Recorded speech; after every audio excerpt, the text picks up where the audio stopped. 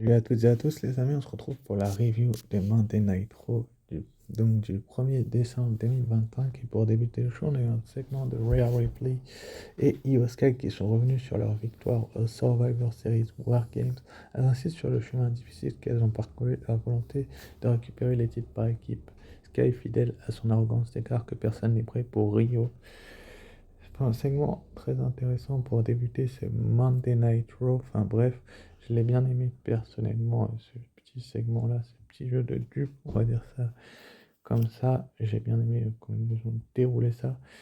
C'est-à-dire qu'elles disent que personne n'est prêt pour Rio. Mais à ce moment précis où elles se disent à quel point elles sont mal en point et qu'elles veulent leur revanche en prenant les titres au Kabuki Warrior et que Asuka dit qu'elles ne sont pas prêtes pour Rio. Ripley va inviter les Kabuki Warriors à les rejoindre sur le ring, mais c'est Charlotte Flair et Alexa Bliss qui déboulent. Bliss dit qu'elle voit que Ripley et Sky veulent une chance pour les titres. Elle est heureuse qu'elles aient été capables de bien s'entendre pour remporter les Wargames, mais pour les titres par équipe, ça devra entendre encore un peu.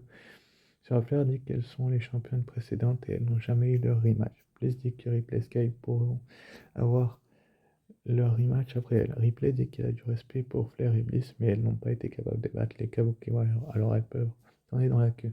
Flair dit que si Ripley se pense meilleure, elle n'a qu'elle. Bliss propose un match de contre 2 ce soir. Sky dit que c'est accepté. Ripley, donc, pour mon analyse, impose sa stature et sa Sky apporte arrogance et charisme. Flair domine par sa prestance historique, les joue avec l'ironie. Le booking, elles ont été trop bavardes, personnellement, prévisibles, tension donc le Triple H privilège le spectacle d'interaction au développement réel de la storyline. C'est vrai qu'elles étaient en équipe il y a de cela très très peu de temps et qu'elles se retrouvent désormais adversaires pour obtenir un match de championnat pour les titres par équipe. Donc c'était quand même assez intéressant de la part de la duo de faire ça ainsi. Même si voilà quoi, on a l'image donc de Charlotte Flair et d'Alexa Bliss, la promo est longue et répétitive. Elle ralentit le match, ralentit le show, le rythme avant le premier match. On pourrait appeler ce segment 8 minutes pour rappeler que Charlotte Flair et Charlotte Flair et que Ripley existent maintenant. C'est vrai que c'est un peu le cas, c'est la réalité actuelle. Donc j'ai bien aimé comment ils ont fait cela, mais ils auraient pu faire beaucoup, beaucoup mieux, c'est-à-dire qu'ils insistent trop autour de la division par équipe et comment c'est construit. Donc, c'est mon point de vue, c'est que je trouve qu'ils auraient pu faire durer le segment un peu moins longtemps, préparer la suite, faire venir les Kabuki Warriors était peut-être une meilleure option parce que face contre face, il n'y a pas forcément de logique. Point neutre, pardon, parce que j'attends de voir la suite et que je suis quand même assez déçu comment la WWE nous a monté ce segment. Donc, on va bien voir ce qui va se passer par la suite entre ces équipes-là, mais le main event m'a un peu déçu. Enfin bref, passons au prochain segment. Donc, on a le final en cause qui rêve ça un match contre Maxime Dubry pour le titre intercontinental. Pierce temporise indiquant que Dubry doit finir son entraînement avec segment mécanique, prépare un futur match, mais manque de transition dramatique, remplissage backstage pour connecter l'action principale.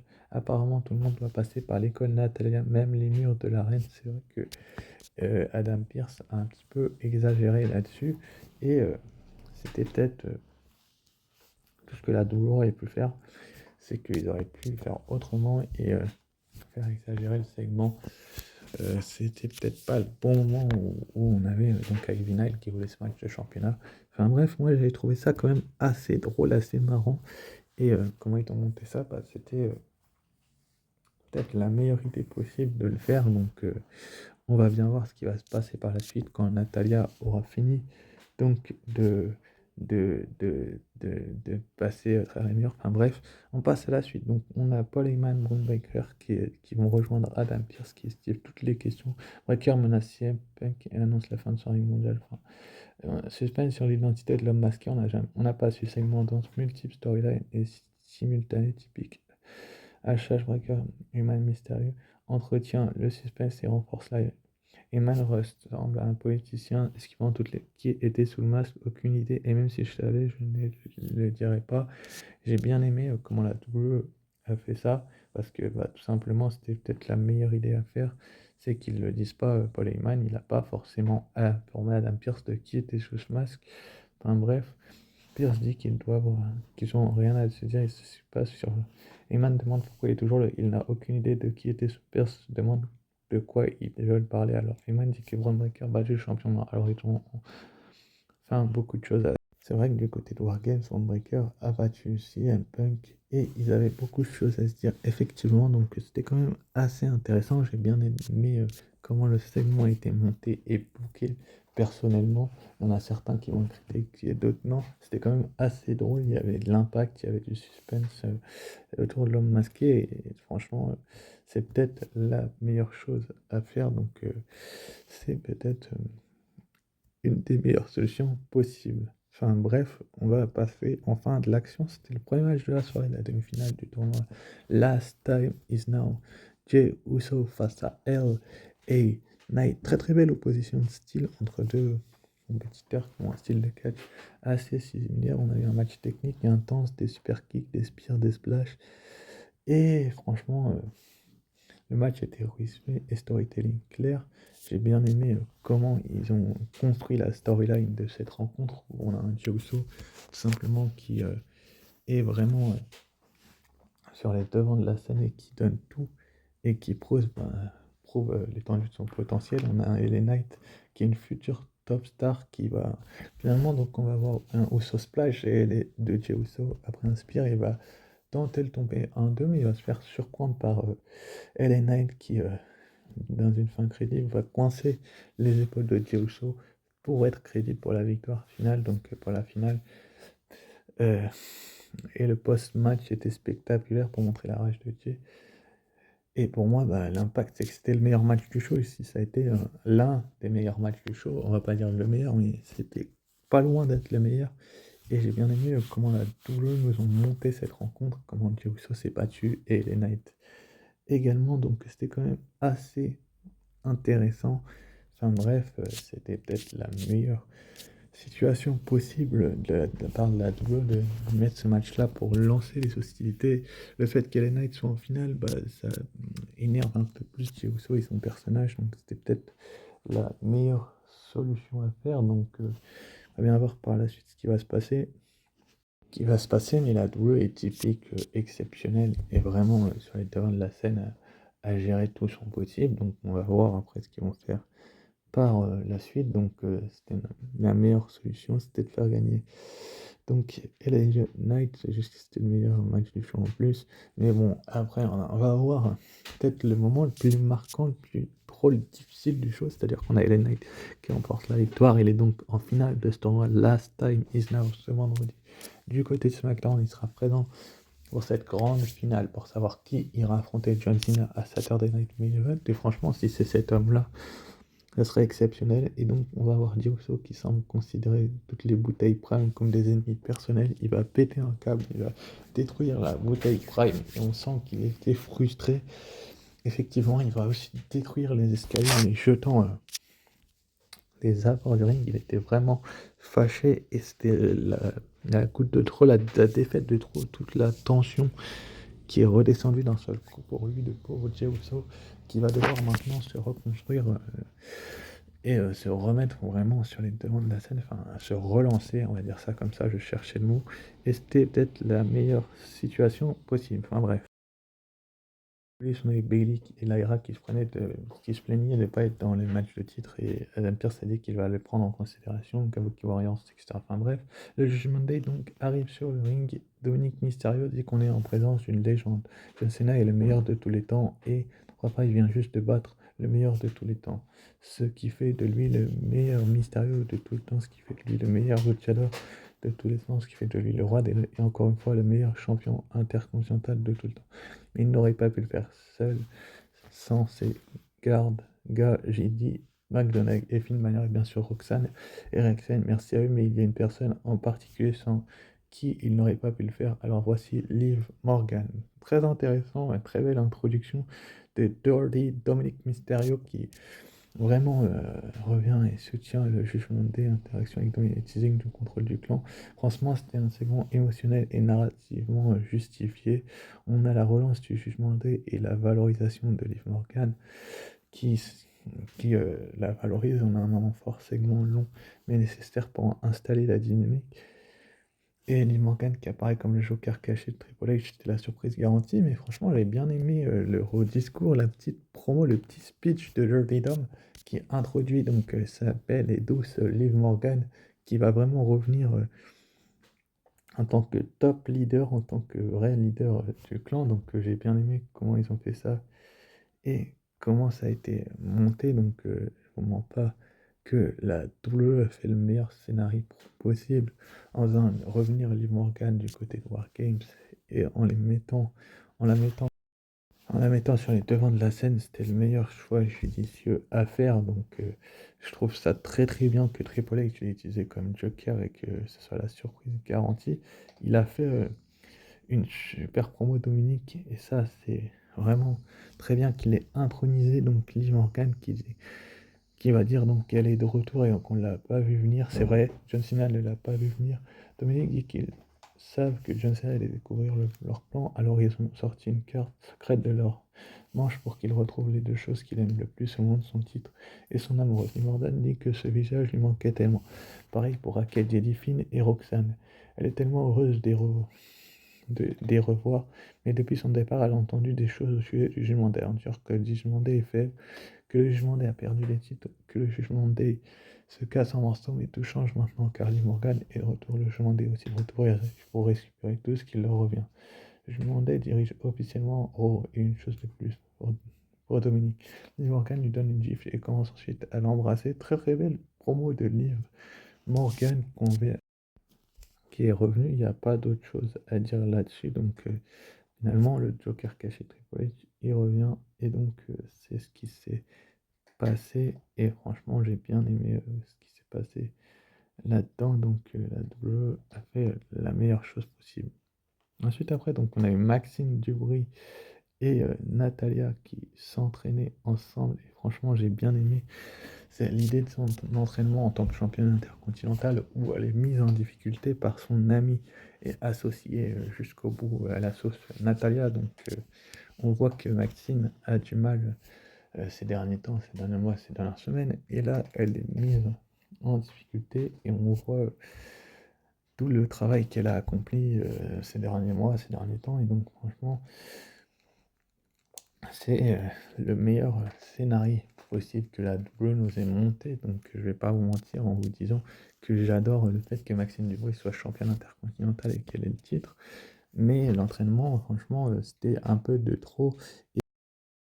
Et l'idée qu'elle passe par le donjon de Natalia, c'était pas forcément la meilleure solution à faire. La WWE aurait beaucoup plus aimé autre chose. Et franchement, c'était le meilleur scénario possible qu'il nous ait monté. Bon, on voit que Maxine en voulait encore. Elle abandonne sur le sharpshooter de Natalia. Elle en demande encore. Et franchement, c'est très bien qu'elle s'entraîne parce que il va y avoir de la compétition ensuite. Enfin bref, passons au prochain match. Le match pour les titres par équipe d'Euro. Donc AJ Styles et Dragon Lee contre Kofi Kingston et Xavier Woods. Le match était technique.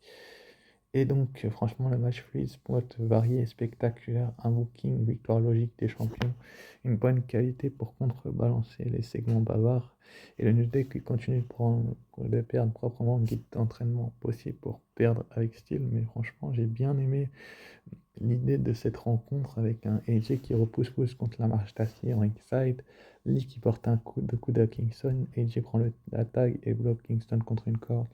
Lee complète avec un double son et Jay enchaîne avec un style sur Kingston pour le compte de 3 alors que Lee se lance sur Woods. Et voilà, en ringside, en top et Conilo, comme dirait Christophe Abus.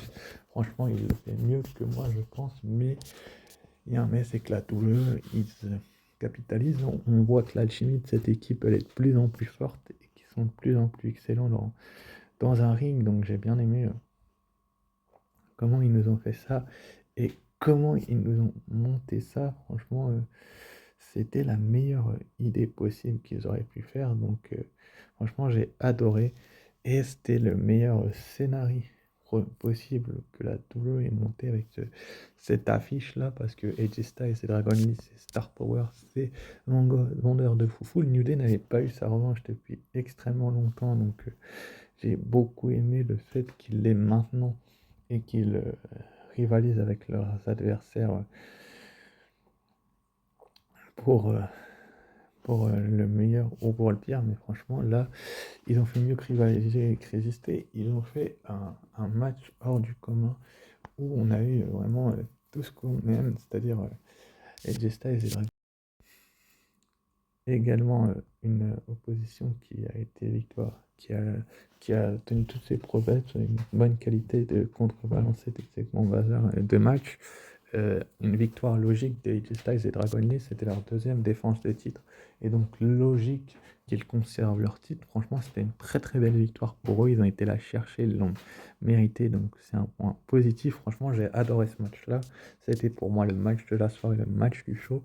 Et franchement, AJ Styles et Dragon Lee en équipe, je demande qu'à en revoir parce que franchement, il y a une alchimie de fou furieux. Et donc, c'est la meilleure chose à faire.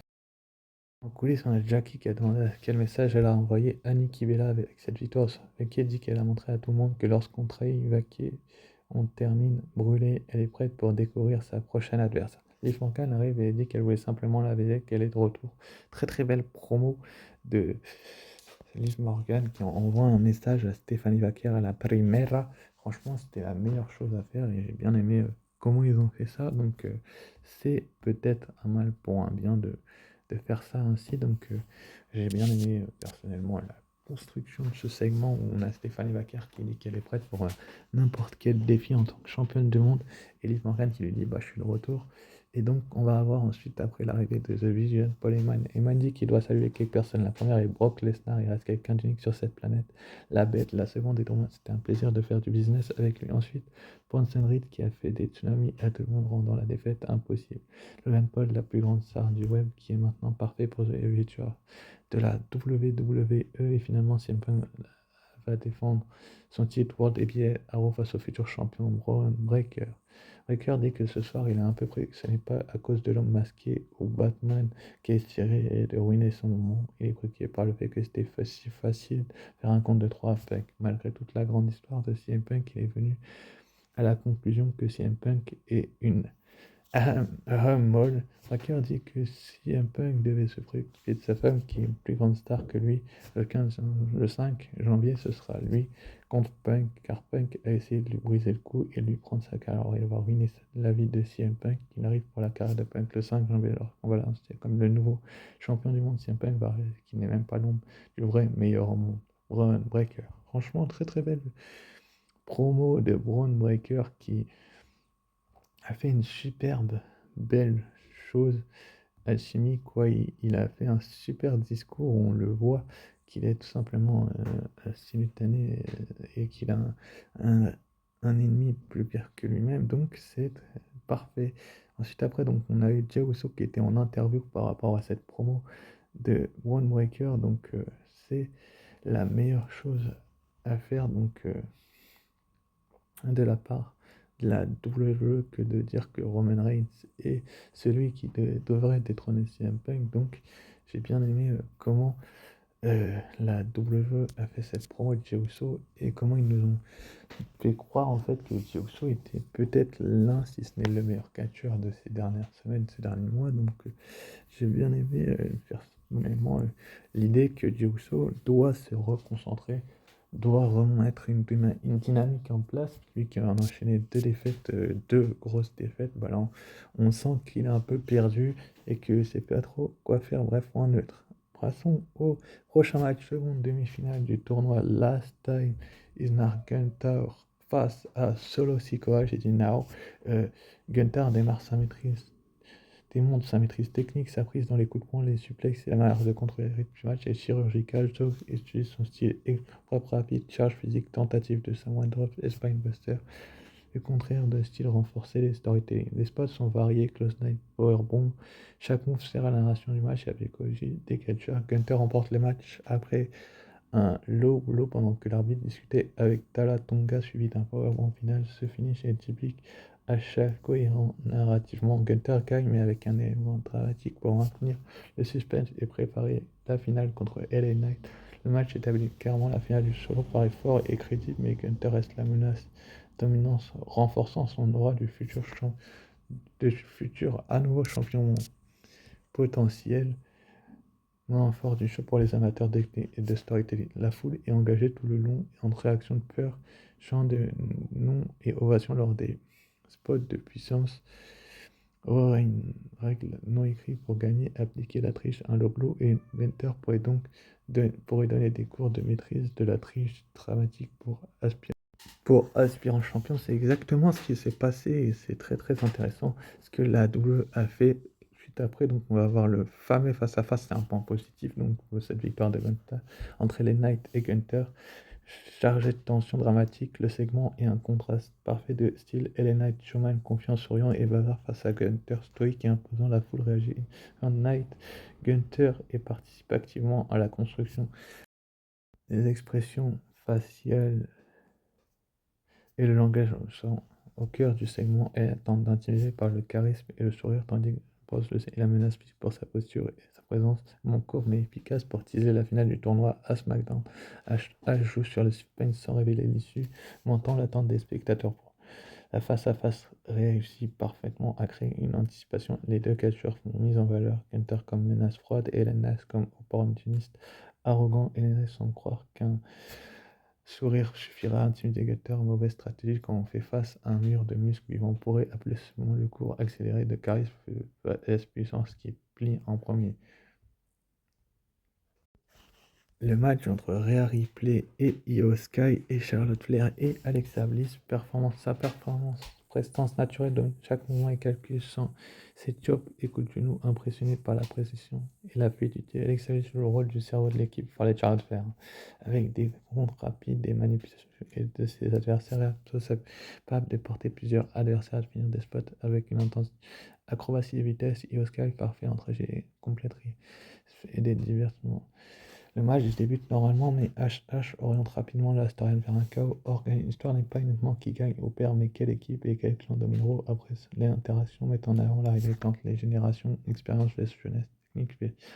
Chaque équipe a ses moments avec Flair et Bliss contre l'hérité Sky renversant la situation par la force et l'agilité. J'ai bien aimé comment ils ont booké ce match, comment ils l'ont construit avec donc Charlexa et Rio qui ont livré une très très belle opposition de style et une très belle rencontre. Donc Ripley qui provoque un système Flair veut Ripley la renverse du ring, prend la taille, Ripley prend par une powerbomb mais Bliss la repousse, Bliss la prend pour un Ripley alors pote et lui fait un riptide. Sky prend le tag, fait son pour la première. Flair charge Ripley sur le tombé pour briser le compte. Les Kabuki Warriors arrivent sur le ring et tout le monde, l'arbitre arrête le match. C'est totalement bête de finir le show ainsi, mais c'est comme ça que la WWE en a décidé, c'est-à-dire qu'on a interrompu par les Kabuki Warriors qui vont intervenir dans ce match car elles ont peur pour leur titre. C'est des menaces potentielles, que ce soit Alexa Bliss ou Charlotte Flair ou Rhea Ripley et Io Sky, c'était leur adversaire lors des Wargames, donc elles savent à peu près à quoi s'en tenir, donc elles vont intervenir pour s'en prendre à elles, pour qu'il n'y ait pas de gagnante. Finalement, ça va être ça va partir en autre bousin, en bazar, c'est-à-dire qu'on va voir ensuite après donc Bayley et Lyra Valkyria, c'est-à-dire que Asuka et Kairi vont terrasser littéralement Charlotte Flair avec sa Bliss, Rhea Ripley et Io Sky qui sortent d'un match éprouvant. On va voir donc Bayley et Lyra Valkyria qui ont un segment plus tôt dans le show dont je ne vous ai pas parlé, qui vont venir faire le sauvetage sur donc elles vont venir s'en prendre à Asuka et à Kairi Sane. Donc c'est quand même assez intéressant de faire ça ainsi. Donc ça va devenir finalement une bagarre générale entre ces trois équipes-là. Enfin, Bayley, Lyra, Charlotte, Alexa, Rhea Io. Franchement, c'était bien mené de la part de la WWE de faire ça ainsi et de faire cette bagarre générale. Comme je vous le disais, la bagarre, elle va se conclure de manière traditionnelle. HH est construit un cliffhanger visuel. Le Gélandais apparaît au sommet du chaos. C'est bon. Avec les titres par équipe, oui, parce que oui, mesdames et messieurs, Liv Morgan l'a dit. Et les femmes fortes, on va dire que Roxanne Perez et Raquel Rodriguez vont s'en mêler. C'est-à-dire qu'on va voir Lyra Valkyria qui sera en train de s'occuper de Kairi Sane à l'extérieur du ring.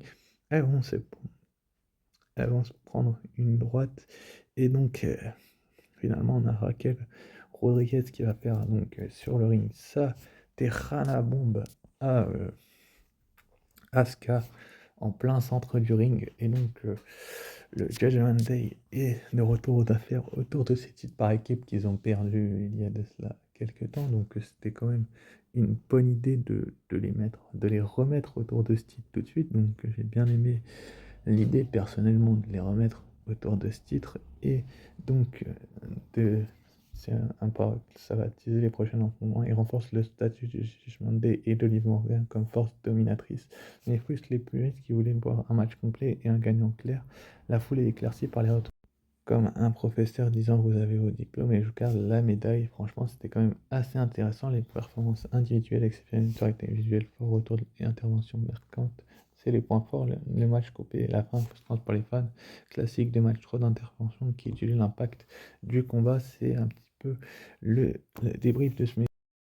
AJ Styles et Dragon Lee vont remettre leur titre par équipe en jeu face aux War Raiders, donc Ivar et Eric des War Raiders. Donc c'était peut-être le meilleur match que la WWE pouvait nous booker. Donc j'ai bien aimé l'idée de la WWE de faire cette rencontre-là. Donc personnellement, j'en veux pas à la WWE pour cela. Donc ça va être une très très belle opposition de style. Également, on aura Rey Mysterio face à Finn Balor. Est-ce que le Judgment Day va s'en mêler? Est-ce que ça va partir dans tous les sens? Étant donné que Rey Mysterio veut récupérer le titre de son fils Dominique, il l'a dit ouvertement, il a une petite altercation avec Logan Paul. J'ai hâte de voir ce qui va se passer personnellement. Il lui a mis une claque, mais Logan Paul a dit que ça va pas en rester là. Ça va partir en autre boudin entre les clans, je le sens, dans pas longtemps. Un bref point positif.